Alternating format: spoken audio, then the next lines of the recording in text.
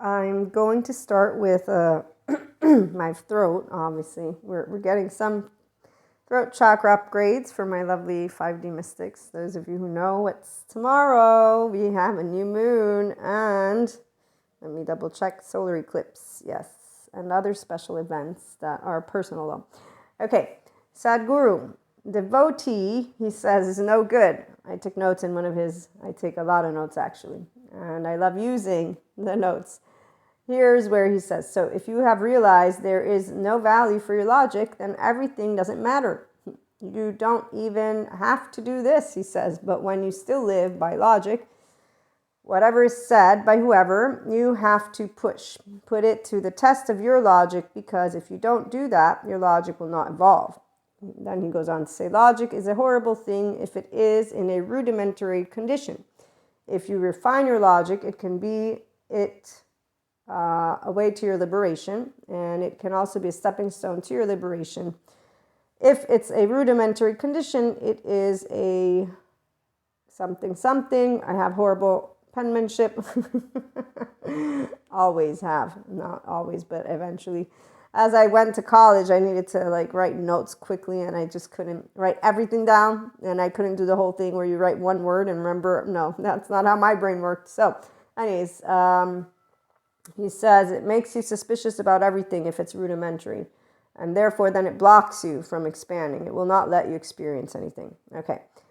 The devotee, I should share, if you don't know about yoga, and I'm not an expert in it by no means actually. Sadhguru is my spirituality guru. I learned from him about yoga, and I remember him talking about the 4 types of yoga. So we got karma, which is action.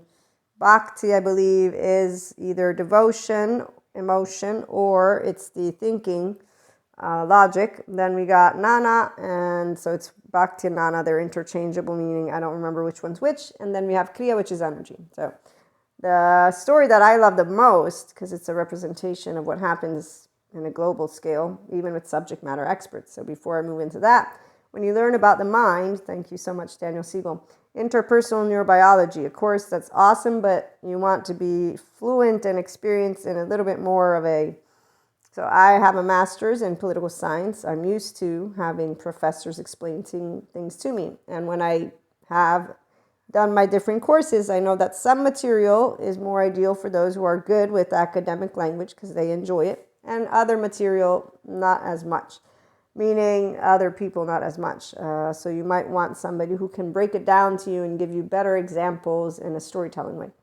And this is not one of those cases, meaning it's a very intricate, it's lovely to learn about the mind, the brain, and relationships, but there's a lot of, it's like math, even for me, because I'm not an expert in the brain or the mind, and I'm learning, though, from somebody who is in that field. Okay, so having shared that, he has helped me to help those who want to understand what Sadhguru just said, but in a different way.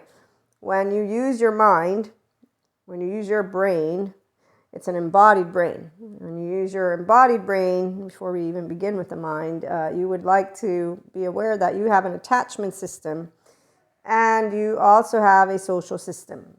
The attachment system is where, I'm going to leave it simple and just say, if you're not a securely attached person, that is why you don't know how to love and respect every single human being on the face of this planet, all 8 billion and plus.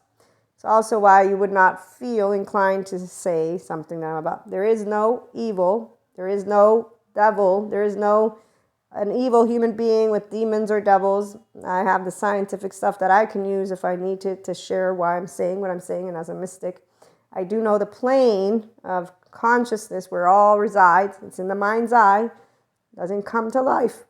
It only comes through the mind's eye because, as Patrick McNamara points out, the brain, sometimes REM, erupts into the brain during daytime state. And he's sharing this for people who have nightmares and who also have demonic visions and stuff like that. I see things, and I don't see necessarily only one thing, but I've never really focused to say, let me figure out what's in my mind's eye, because I know that it's in my mind's eye. So when I see something and I'm channeling, and throughout my lifetime, I didn't know that this was all part of this mystic plane. I just thought your mind works. It's imagination, man. And so, like, keeping it simple here, trying to. Long story short, Patrick McNamara explained to me, so REM is erupting in my daytime state when I'm picking up on something. But I also know, thank you, Daniel Siegel, that my brain is an integrated brain. And once you have an integrated brain, which is the optimized brain of a human being, the left mode, which is our chit-chatter, and the right mode, which is instead where all the sensations come up. So if you have not resolved your attachment wounds, and therefore you don't know how you work as a human being, you can do all the yoga you want. It puts into practice your ventral vagus nervous system, yes, because it's a portfolio of exercises. Sitting in meditation and mindfulness allows you to start harnessing your lovely brain and using potentially the prefrontal cortex, but really it just starts to help you to sit still and or get that default mode network, down regulated. Because when you're in silence completely and the chit chatter is happening, that's the part of where the mind is. And that's the part of where your past comes with you. And that's the part of where if you're a 3-year-old and your 2-year-old are not good in here, you're going to have something that's called monkey brain potentially. And that's disturbed, but it's not disturbed, it's rumination. And that's because there's a lot of stuff going on. And your first 3 years of life are all implicit memories. So they're all sensations. So if you were crying as an infant and you didn't get a third attunement, and you didn't get repair and rupture, here's where we have, lo and behold, the beginning of what is going to be unresolved trauma that sticks around and comes up. And so these charged states, so when we see people basically arguing about social, political, economical, any topic, they're not using their logic in a refined way. They're rudimentary. And in fact, they're all devotees of someone. They got a little breadcrumb trail. You just follow the breadcrumbs. It'll lead you home to wherever their silverback is. Very easy to notice it. The minute that you start saying something different from what their leader said, that they're going to be like, how dare you? And that's also called projection. And there are also people that are codependent types. They're changing the world as martyrs or superiors. They don't know healthy self-worth. Thank you, Terry Real, which is you're not superior, inferior. I'm a human, you're a human. I have thoughts, you have thoughts. I can use my integrated brain. So when I'm thinking, I don't get taken over by rumination, and I don't get taken over by all the data that I've learned. No, actually, it's all information that I share openly and with respect and love to the entire human race, knowing there's no devil or evil. No, there's unresolved trauma and attachment wounds, and the first 18 months of your life are very crucial to potentially you not being able to sustain life, so much so that you're going to become a substance abuse user potentially, or other aspects that people take lightly. In the 4D community particularly, I don't enjoy when they're talking about your oversoul, twin flames, soulmates, and everyone, karmic, soul contracts, it's going to end, energy vampires, let's cut cords, all that stuff in the energy sphere.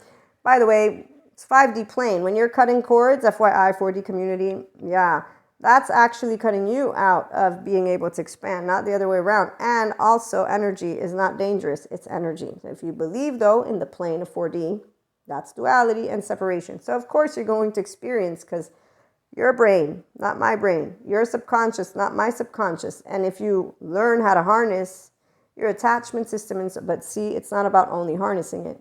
If you don't get in touch with your human baby 3-year-old, meaning you don't understand that your family of origin is not to point fingers. I got my unfinished business. Ask my mother about my 3-year-old. I know my triggers. In fact, I was sharing them with my lovely mother to say, every time you do this, this is what I notice trigger, but not to blame you. Saying, I've noticed that this is what triggers my 3-year-old to come out. Same thing with my twin. They're the only 2 people that get the 3-year-old. And oh yes, your driver is very important. So there's self-agency, bonding, and certainty. Thank you again, Daniel Siegel. We all have all 3, but one's more dominant. And when we get rigid, so when I get into my 3-year-old, and self-agency is where anger comes up. And it's also because when you're a differentiated self, it means you have thoughts and feelings, and mine don't match yours, and I don't need to listen to you. And what do 3-year-olds do? Don't they pout? So when you're a pouting child with other people, it won't look like a child when you're arguing, which is what we see out there in the world. So they're not using the refined logic. They're using rudimentary. We're going to have a part 2. And these examples of my stories, they're personal. Obviously, you have your story. I'd love to hear from you if you want to share about how you're handling your enlightenment soul age group, that is, if you're loving all 8 billion people at this point, because it's 5D mystic and functional adult town with the IHP community, not the 4D. 4D, they're going to do their silverback stuff. We'll talk more about that one later. But in the meantime, thank you for tuning in.